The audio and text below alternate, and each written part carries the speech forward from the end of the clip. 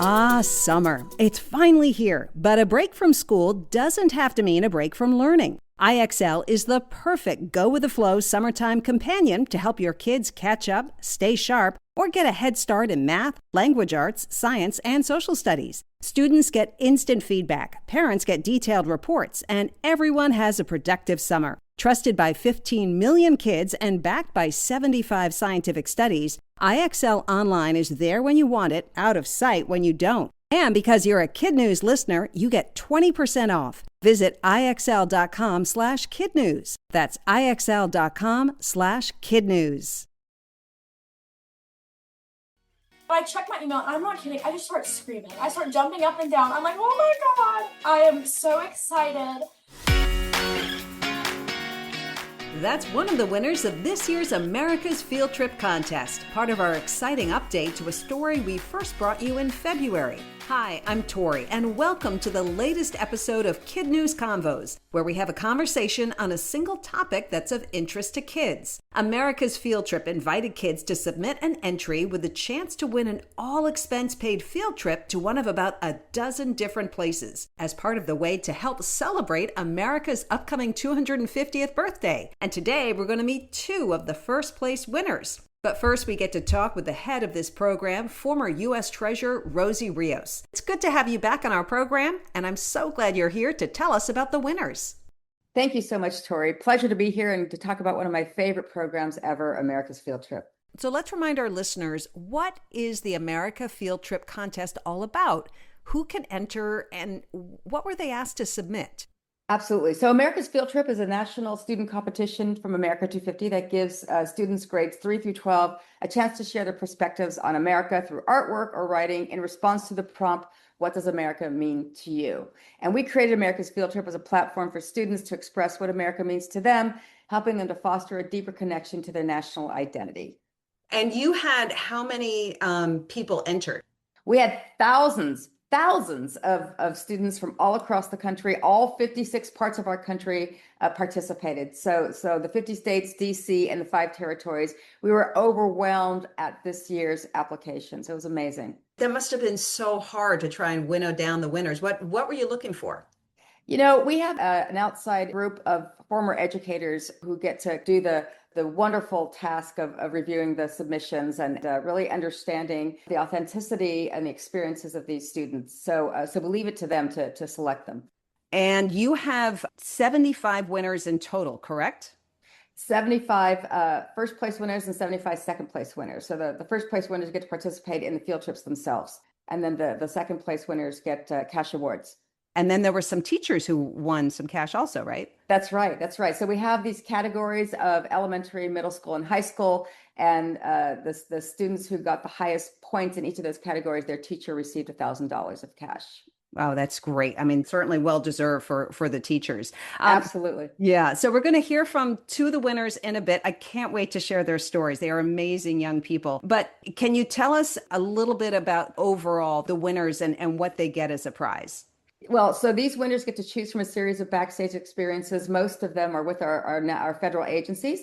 And it's not just, a simple tour. So, for example, I participated in some of the field trips last summer. It was amazing. It wasn't just a tour of New York, for example.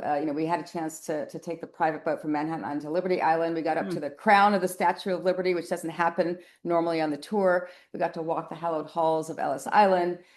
We were treated for lunch by the CEO of BNY, Robin Vince. We got to see the market room, the trading floor of the Cybersecurity Command Center. We ended the day at the New York Federal Reserve, getting an overview of monetary policy and then getting into the deep storage, into the vault. And, for many of these kids, it's their first time on a plane, first time out of state, first time on a family vacation. I had one young girl come up to me and say she felt like she won the golden ticket, except this is better than Willy Wonka. And this year, so many other field trips to choose from. We have 14 total. So, for example, the tour of New York is actually a Lower Manhattan tour and a performance and opportunity to meet the company of Hamilton in New York City. How exciting is that? Wow. Yes, along with other new ones such as the backstage tour of the Kennedy Space Center in Florida, and others including tours of the Alamo, LBJ Presidential Library in Austin, Texas, Monticello in Charleston, Virginia is part of this, along with the Library of Congress, a backstage tour of the National Archives Vault, and then the Smithsonian Zoo. So plenty for these kids to choose from and experience, again, these once in a lifetime opportunities that never would have happened if it wasn't for this program with America 250. And I remember I spoke to a winner last time in February and his mother, and she said one of the hardest parts because each winner gets to bring one adult. And it was so hard for to pick the one adult, who would get to escort them. So that must be kind of a fun, exciting part also. It is fun, and it's all, whether it's a parent, whether it's a grandparent, an uncle, an aunt, etc. That's what makes it fun. It's all about the kids. It's all about the family, and it really is kind of a way to inspire this next generation of leadership. We intentionally focused our efforts, and in this case specifically, to really kind of inspire these kids and hopefully even visualize their future.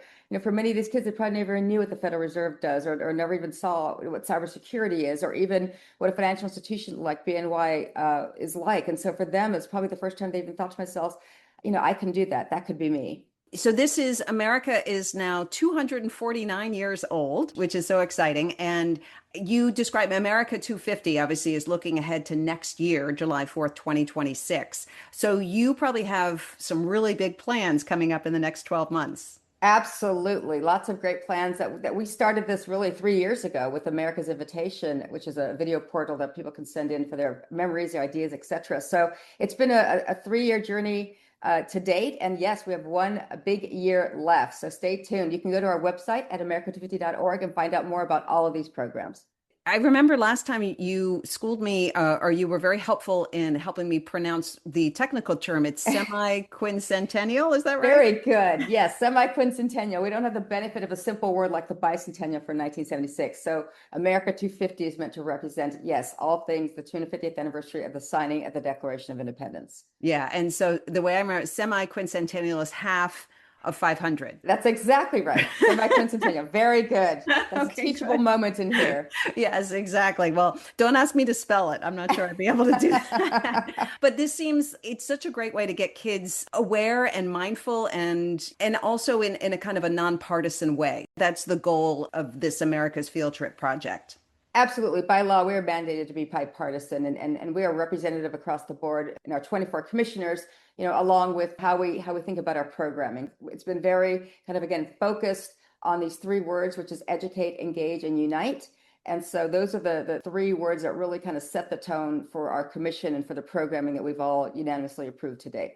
Well, this has been a great pleasure talking to you, Rosie, and good luck in a busy year ahead. Thank you so much. I'm so looking forward to taking the field trips this summer and meeting more amazing kids and their families. Thank you so much, Tori. And if you want more information on the America 250 effort, you can go to their website, america250.org. We're going to take a quick break. When we come back, we'll hear from 2 talented winners of this contest who will explain their inspiration for their entries and where they're going for their big field trip. I'm Tori. You're listening to KidNuz Convos. A friendly reminder that KidNuz is a nonprofit that survives and thrives on the generosity of our audience. Every penny supports the production of our regular kid-friendly news podcast 5 days a week. Plus, these KidNuz Convos episodes featuring conversations on a single topic of interest to kids. Please consider making a donation on our website, kidnuz.org. Welcome back to KidNuz Convos, where we're hearing about America's Field Trip as a way to build excitement for our country's 250th birthday next year. First, we'll talk with 16-year-old Julianne from West Virginia. Thanks for joining us, Julianne, and congratulations. Hi, thank you so much. It's a pleasure to be here. So what was your reaction when you found out you were one of the first place winners in the America's Field Trip contest? So I was actually in my counselor's office and I was picking up a hoodie because they were selling class hoodies. And my mom sends me a text and she's like, check your email. So I thought it was like, maybe she sent me a picture that wouldn't send as a text or something like that. But I checked my email and I'm not kidding. I just start screaming. I start jumping up and down. I'm like, oh my God, I am so excited. And I started crying and I went to Miss Sachs, who is my biggest supporter in my high school. She's my advisor and my US history teacher. And she has helped me every step of the way. And when I found out I was the first place winner, I went straight to her room and I just hugged her because I was so excited. Before I even told her, I just ran up to her and hugged her. And she's probably like, what is happening? So was she the one who inspired you to enter this contest? So, in the beginning, I actually was inspired to enter this contest because I was on my way home from the American Legion Oratorical Contest, which is a national speech competition. And I was like, okay, what can I do to expand my views on Americanism and what this country truly means to me? So, I was just looking into essay contests, speech competitions, everything. And I found the America 250 ad on my Instagram. And then when I wanted to enter it, my teacher was like, absolutely, Julianne, like you have written some amazing essays for my class. I really think you should do it. And she's genuinely been there for me every step of the way. You obviously wrote about your home state. What inspired you to pick that topic? So I have been told my entire life since around the first grade that I should leave West Virginia. When I started to get tested for the gifted program, math field day, and doing social studies fairs, I've had teachers come up to me and be like, you're gonna go somewhere with your life, like New York or Texas or California. And I was like, well, why not here? Why can't I pursue these dreams in West Virginia? And they just looked at me like I had grown a third eye, I'm gonna be honest. And it was genuinely an eye-opening experience to recognize that places like mine are often viewed as underprivileged when there's really so much room for growth. And that's what the true American dream is to me. I'd love for you to read a paragraph from it. Yes. Time and again, I have watched movies and television shows that claim to depict my home, only to see an exaggerated distortion. People with missing teeth, clad in overalls, and speaking in a thick, almost foreign drawl. These portrayals are far from the truth. They do not reflect my family, my friends, or the resilience, intelligence, and depth of my community. The people of Appalachia are resourceful and hardworking. They build, they innovate, and they preserve traditions that define the American spirit. Yet, despite embodying the values of perseverance and self reliance that America claims to celebrate, we are often cast aside. Have you always enjoyed writing? Because you are an excellent writer. So I actually didn't write this. I am a big speaker. I've been in speech and debate since the 6th grade. So when it came to this competition, I actually used voice to text. And I gave it as if I was giving a speech that I've given tons of speeches about the Appalachian opportunity and the American dream. So it just came naturally for me in that 3-hour ride on the way home from Michigan. And I ended up only taking about 3 or 4 hours to write my essay because I gave it in a speech format. And it was like I was talking to myself and saying how I truly felt about my area. Where are you going on your field trip? Oh, I'm going to San Antonio, Texas, and I'm going to tour the Alamo. I am so excited to learn about the American-Mexican War. I am over the moon. Well, thank you so much for joining me on Kid News Combos. It's been great to talk with you. Thank you so much. It's been amazing to speak with you. And now we're joined by another talented young lady who also won a first place prize of a free field trip, 9-year-old Abby from Florida. Hi, Abby. Thanks for joining us. And tell us your reaction when you heard you'd won. I was so excited because I knew there was a very slim chance I would win. And how did you hear about this contest? My mom was looking at something online and she saw the contest and she thought it would be something I was interested in. So I decided to give it a go. Could you do me a big favor and read the poem that you entered and got you the first place prize? Yes. I started reading biographies when I was 8. Stories about the people who made America great. Paul Revere's bravery and his midnight flight taught me to help others and stand up for what's right. Trudy Etterly, who survived the English Channel Sea, showed me how strong of a girl I can be. The lesson I learned from Rosa Parks. Small, simple acts can make a big mark. Teddy Roosevelt showed me that I share the duty of preserving our nation's parks and beauty. The inspiring heroes in our history make being an American so special to me. Was it hard to write this? I found it kind of hard to brainstorm what I was going to write about because I never really thought about what America meant to me. But then once I had thought about it and knew what I was going to write about, it was pretty easy. And how did you learn about so much history in the U.S.? In first grade, I had started reading biographies, and I found it really interesting to learn about how people had influenced America. And tell me where you're going on your field trip. I'm going to Yellowstone because I'm excited to see the nature and like moose. And who is getting to come with you? My mom. That's great. Is there anything else that you wanted to add?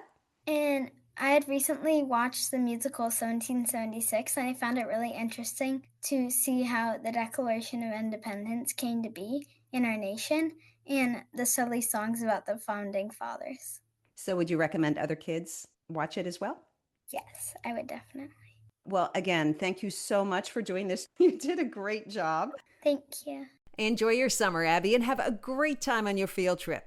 And thank you for listening to KidNuz Convos. We hope you enjoyed this episode on America's field trip as a way to build excitement about our country's 250th birthday. And there are some big plans for the upcoming year. You can visit america250.org for all official updates. Have a great rest of the holiday and summer vacation. We'll be back with another KidNuz Convo soon, and our regular KidNuz episodes will return on Monday, August 11th. Have a great day.